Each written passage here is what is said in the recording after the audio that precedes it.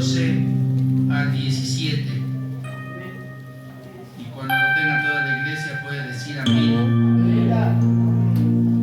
Bien, Isaías 40, del 12 al 17. ¿Lista, iglesia? Vamos a dar lectura todos juntos. La palabra de Dios se lee en el nombre del Padre, del Hijo y del Espíritu Santo. Dice así: ¿Quién midió las aguas con el hueco de su mano y los cielos con su palmo? Con 3 dedos juntó el polvo de la tierra y pesó los montes con balanza y con pesas los collados. ¿Quién enseñó al Espíritu de Jehová o le aconsejó enseñándole? ¿A quién pidió consejo para ser avisado? ¿Quién le enseñó el camino del juicio o le enseñó ciencia o le mostró la senda de la prudencia? He aquí que las naciones le son como la gota de agua que cae del cubo y como menudo polvo en las balanzas le son estimadas. He aquí que hace desaparecer las islas como polvo, ni el Líbano bastará para el fuego, ni todos los animales para el sacrificio. Como nada son todas las naciones delante de él, y en su comparación serán estimadas en menos que nada y que lo que no es. Palabra de Dios. Él es Dios. Esa es la descripción de mi Dios. Él es Dios que nos sostiene, que hace resplandecer su rostro sobre toda su creación. Gracias, Padre Santo, porque yo sé que tú estás en medio de nosotros. Y ahora tome un momento su lugar. El tema de hoy es el Dios incomparable de todos los tiempos. Así se llama el tema. El Dios incomparable de todos los tiempos. Hermano, Dios es Dios desde siempre. El Señor existe por siempre. Amén. Hace tiempo hablaba un hombre con un joven, le preguntaba a un pastor y le decía: ¿quién es Dios? Y aquel pastor era un pastor ya grande de edad, le decía: es una buena pregunta, ¿quién es Dios? Y él decía: el tiempo, ¿verdad?, tiene un principio y tiene un final. Y todo lo que existe en esta tierra tiene un comienzo y tiene una terminación. Dice, pero Dios es siempre Dios. Él no es temporal, Él permanece para siempre. El tiempo empieza y termina, pero Dios existe por siempre. Él no es creado, Él es creador. Entonces él le decía: Dios ni es creado ni es temporal. Dios es creador y es por siempre. Entonces el Dios incomparable de todos los tiempos es el Dios que se predicaba y del que se hablaba y el que se honraba en los montes en el Antiguo Testamento, y el que se predicaba en el Evangelio en el Nuevo Testamento a partir del libro de Hechos. Ese es el Dios de todos los tiempos, el Dios de todo saber, el Dios que comprende a todo ser humano, el Dios que sana, el Dios que levanta, el Dios que quebranta, el Dios que derriba pero también construye. Es el mismo Dios.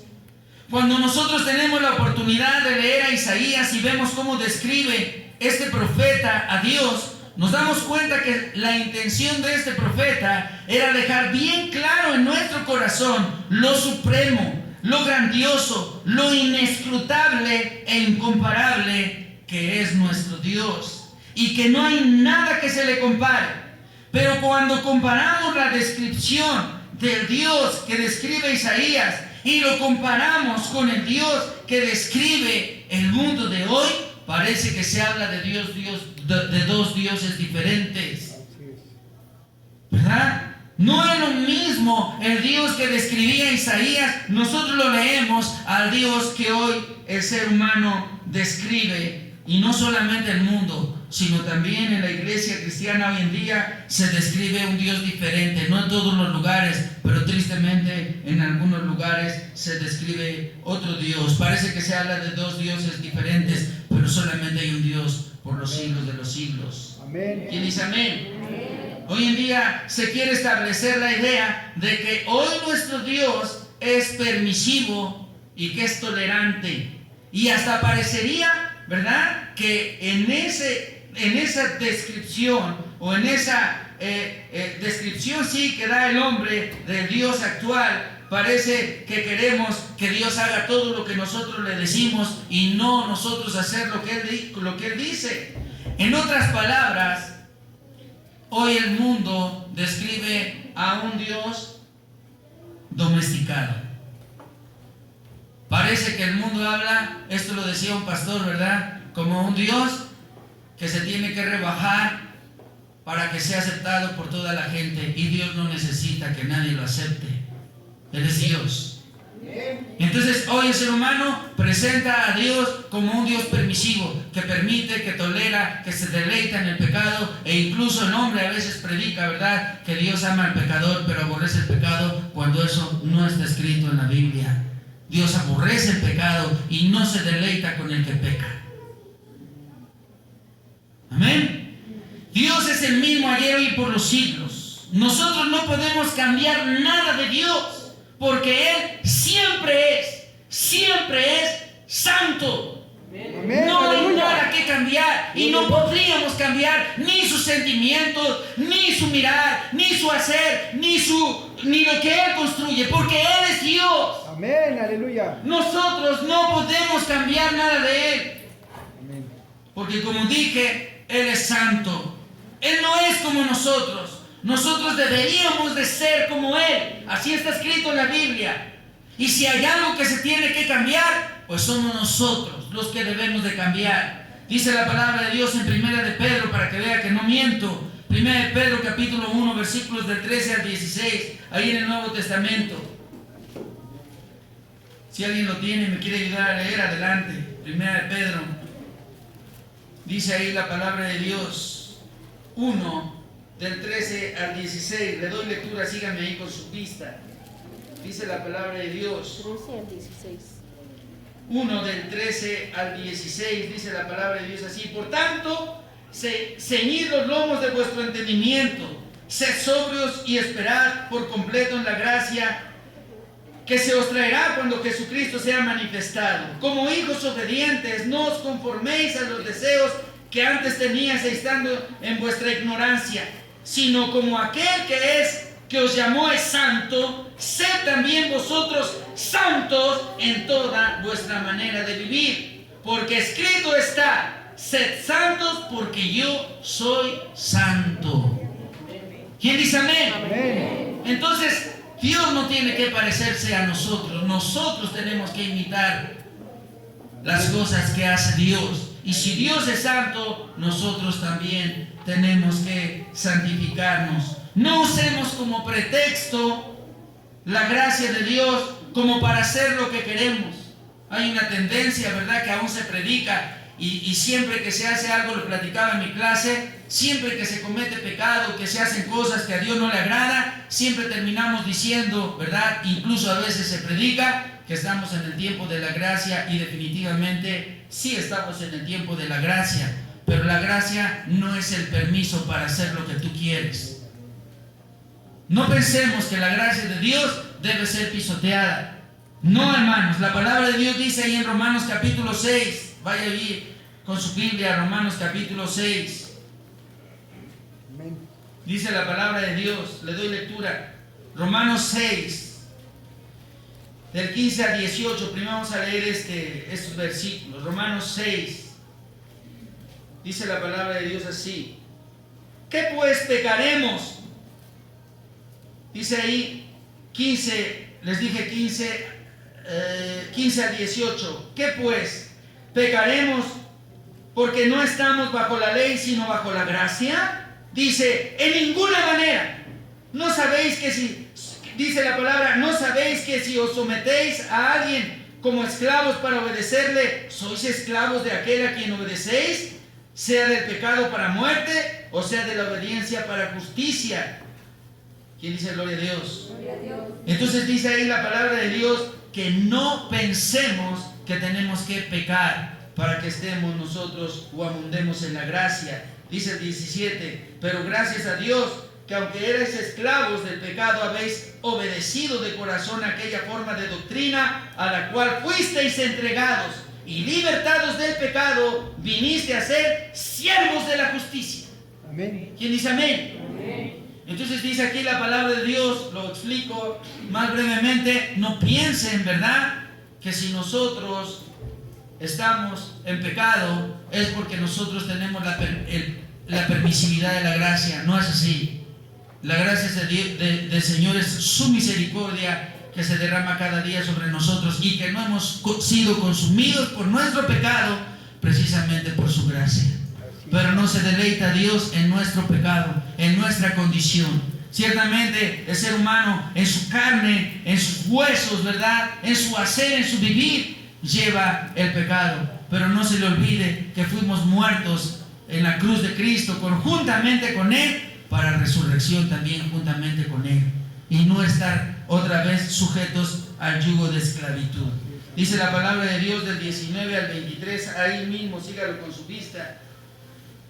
Hablo como humano por vuestra humana debilidad, que así como para iniquidad presentéis vuestros miembros para servir a la inmundicia y a la iniquidad, así ahora para santificación presentad vuestros miembros para servir a la justicia. Dice más adelante el 20, porque cuando erais esclavos del pecado, erais libres acerca de la justicia. Pero ¿qué fruto tenías de aquellas cosas de las cuales ahora os avergonzáis? ¿Cuál era el fruto? Dice más adelante, porque el fin de estas, o el fin de ellas, es la muerte.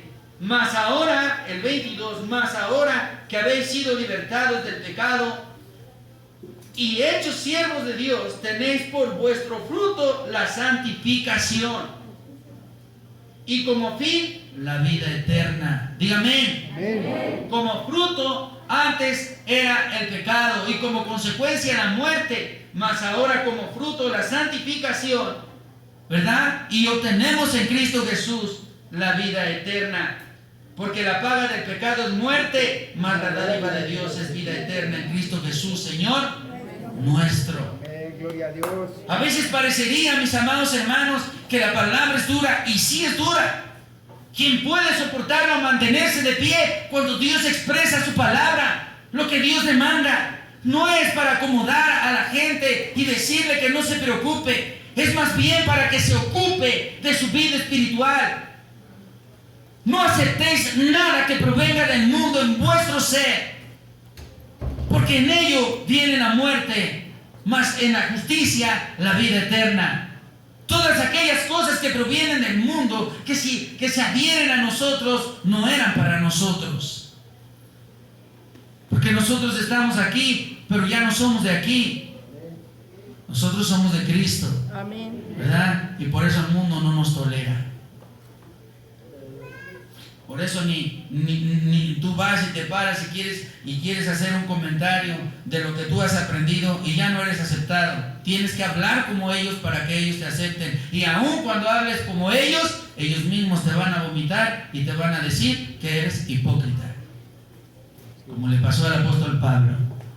Porque ya no somos de allá, nos sacó el Señor de allá y nos trajo para vida eterna. Y si estamos aquí plantados en esta pequeña parcela, es para que demos fruto.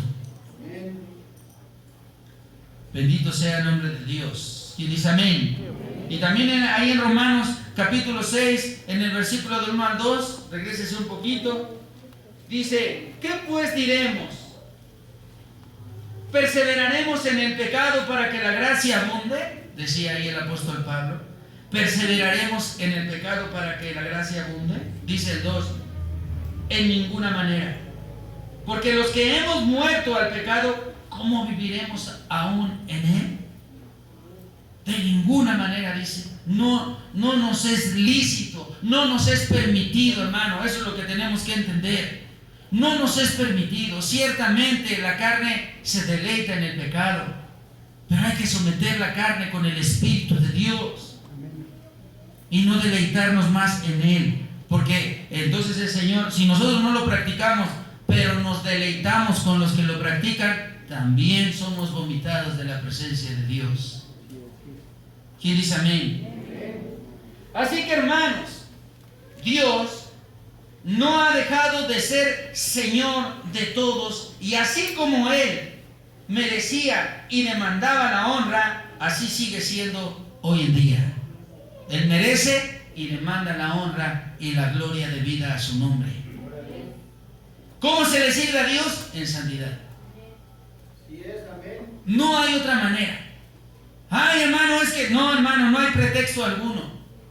A Dios se le da de lo mejor, y a veces dejamos de decir eso porque no es agradable a los oídos de los demás. No es grato decir que a Dios se le sirve en santidad completa y enteramente, porque no es aceptable al oído carnal. Esto se entiende y se digiere con el Espíritu. Entonces es bueno ver que las personas están siendo transformadas, y no son transformadas por ellos mismos, sino por el Espíritu de Dios que mora en vosotros. Porque cuando se predica la palabra de Dios, aunque pensemos que no pasó nada, el Señor ya empezó a hacer su obra en tu corazón y en tu mente. Quizás tú te vas a tu casa y dices, no, ni me acuerdo de lo que se predicó, pero el Espíritu Santo ya está trabajando en tu vida y está empezando a quitar todo aquello que estorba. Y esto, hermano, entendamos, esa obra que se había hecho en nosotros, ¿verdad?, de pecado, que se empezó a construir cuando despertamos al pecado y cuando nos deleitamos en él, esa obra tiene que ser derribada, y va a tardar toda una vida. ¿Quién dice amén? Y todo el día el Señor está trabajando en nosotros, ¿verdad? Como el alfarero, ¿verdad? Está trabajando ahí en la rueda de la vida. Y el Señor con cincel en mano, con martillo en mano, está quitando las cosas que debe de quitar, porque es necesario que lo que antes estaba en la muerte y que resucitó para vida eterna, permanezca en la vida eterna. ¿Quién dice gloria a Dios?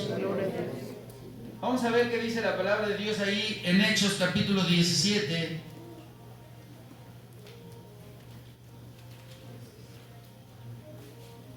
Hechos 17.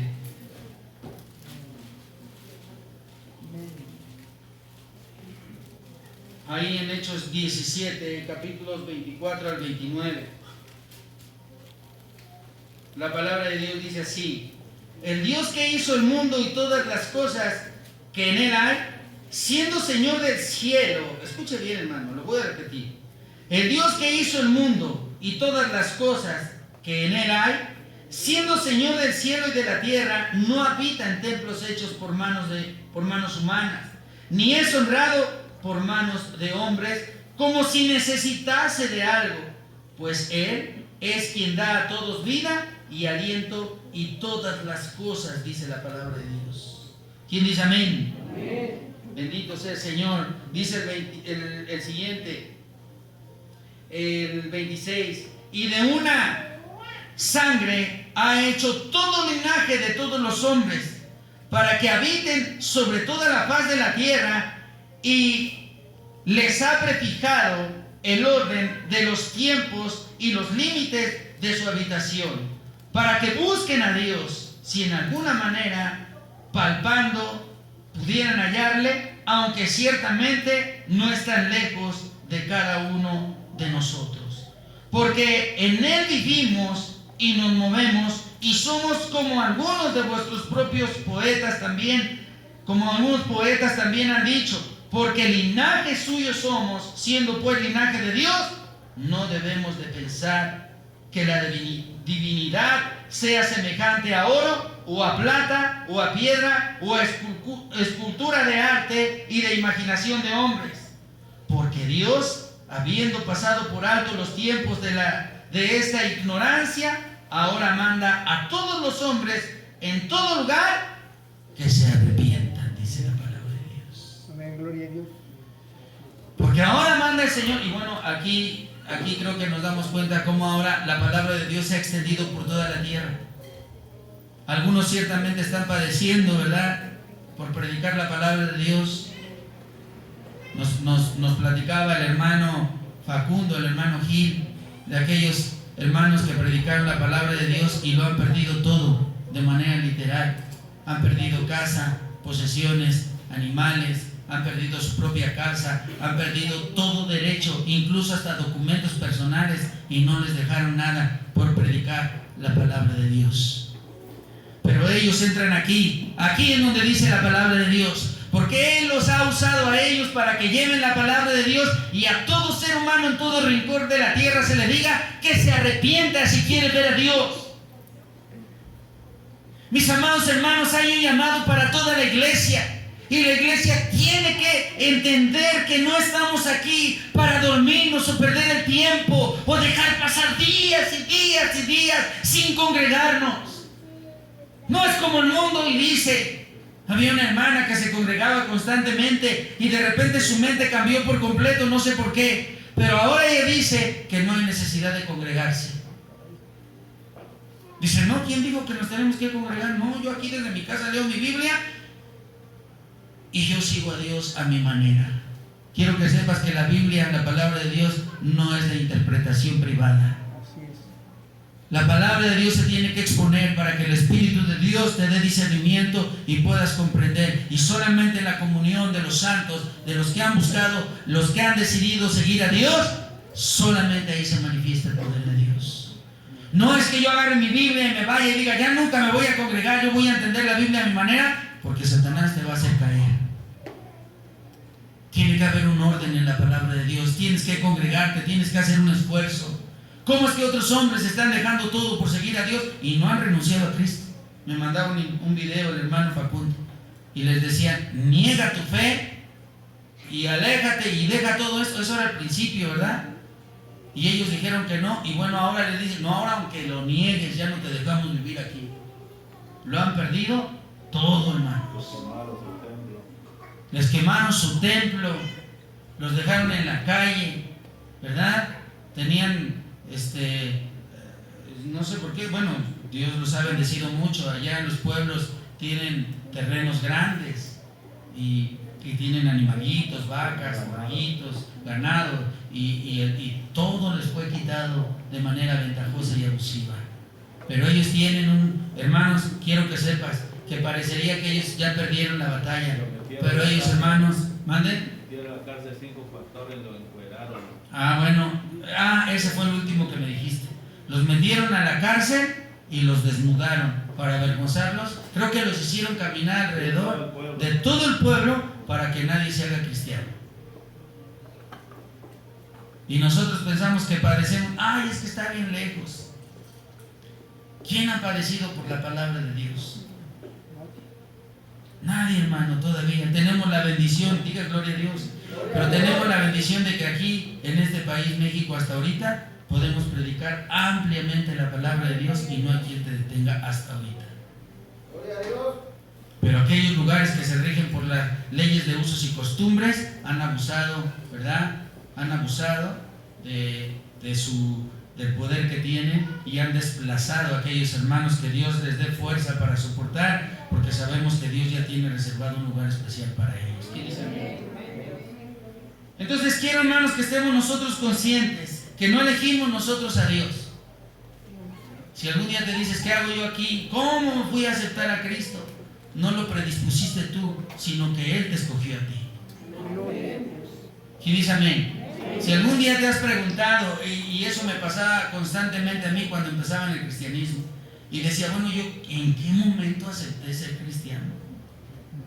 ¿Verdad? ¿Cómo acepté yo estar aquí todos los domingos? Y eso me preguntaba constantemente yo, hasta que entendí, yo no escogí esta vida, Dios la escogió por mí. Amén, aleluya. Y a veces parecería que nosotros somos los que Dios desprecia, pero no es cierto. Estos son los que Dios escogió para que se lleve su palabra por toda la tierra. Aleluya, gloria a Cristo. Y para habitar con nosotros en la eternidad. Amén, aleluya. Entonces Entonces, mi amado hermano, el Señor nos arrancó de la vida pecaminosa, de aquella costumbre que teníamos nosotros de hacer las cosas a nuestra manera, y nos estableció para que aprendamos a hacer su voluntad. Y hoy por eso estamos aquí, tú y yo, predicando o escuchando la palabra de Dios. Y Él nos llamó, y así como un día llamó a Moisés, así también nos llamó a nosotros. No escogió Dios lo mejor. Escucha bien, hermano. Dios no escogió lo mejor. Dios escogió lo peor, para que en Él seamos nosotros santificados y su nombre sea glorificado. Escuche bien, solo así. No escogió lo mejor, Él escogió lo peor, para que en Él seamos santificados y su nombre en nosotros sea glorificado. ¿Quién dice amén? Bendito sea el Señor. Entonces, vamos, les voy a pedir, voy a poner solamente un ejemplo ahí en Éxodo capítulo 3, vaya rápidamente ahí, Éxodo 3.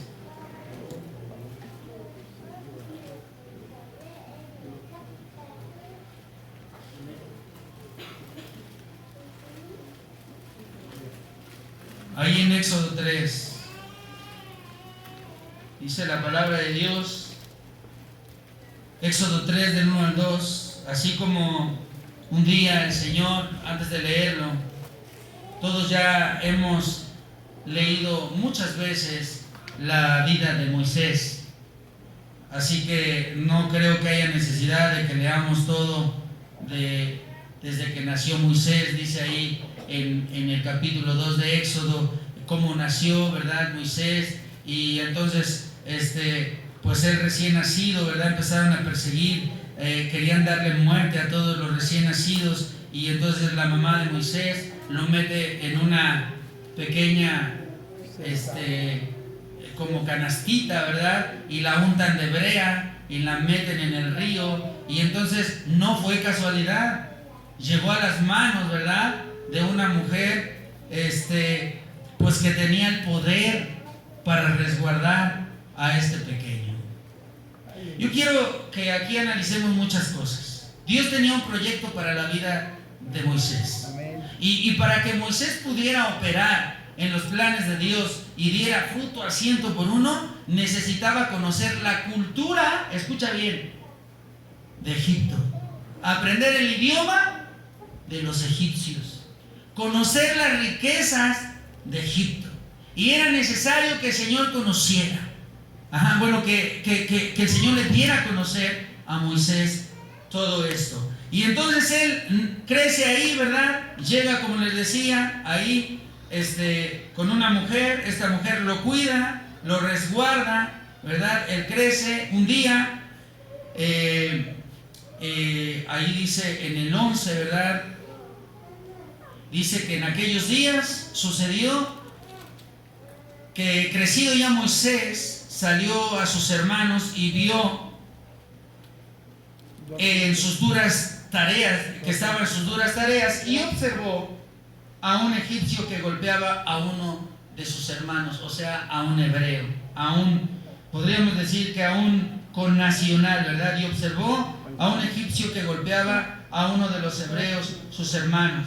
Entonces miró a todas partes y vio que no parecía nadie, y mató al egipcio y lo escondió en la arena. Ahí empezó, ¿verdad?, su preparación más dura de Moisés. Entonces Moisés tiene que salir de Egipto, salió huyendo, y entonces llega a un lugar y empieza a apacentar unas ovejas, en fin, todo eso usted ya sabe. Y dice el 3, ahora sí vamos al 3, dice que apacentando Moisés las ovejas de Yetro, su suegro, sacerdote también de Madián, llevó las ovejas a través del desierto y llegó hasta Horeb, monte de Dios, y se le apareció el ángel de Jehová en una llama de fuego en medio de una zarza, y él miró y vio que la zarza ardía en fuego y la zarza no se consumía. Entonces el Señor llevó a Moisés, y el Señor se presentó delante de él de una manera sobrenatural. Y le estaba mostrando a Moisés: yo soy Dios, que soy un fuego consumidor, y mi fuego no depende de nada. ¿Quién dice amén? Dice ahí la palabra de Dios que Moisés vio subió al monte, ¿verdad? Este monte llamado Horeb, que también es el monte de Sinaí, Amén. ¿verdad? Y entonces sube al monte, y allá en el monte se encuentra una zarza con un fuego, pero ese fuego no la consumía, porque ese fuego no dependía de la zarza. Y aquí me llama la atención, mi amado hermano, porque usted imagínese que hoy yo, voy a poner un ejemplo, imagínese que yo este papel le prendo fuego y empieza a arder, pero nunca se consume este papel. Entonces él llega al monte y ve esa zarza ardiendo y ve que ese fuego no se extiende hacia, sino que era un fuego controlado. Y era un fuego que no dependía de esa zarza, porque la zarza no se consumía. Y eso era una manera sobrenatural de manifestarse a Moisés y decirle: yo soy Dios que no dependo de nada. Así es. ¿Quién dice gloria a Dios? Dice más adelante la palabra de Dios. Dice el 2, ¿verdad? La parte B del 2 dice: y él miró y vio que la zarza ardía en fuego y la zarza no se consumía. Dice la palabra de Dios más adelante, del 3 al 6. Entonces Moisés dijo: iré yo ahora y veré esta grande visión, por qué causa la zarza no se quema. Y viendo Jehová que él iba a ver, lo llamó Dios de en medio de la zarza y dijo: Moisés, Moisés. Y él respondió: heme aquí.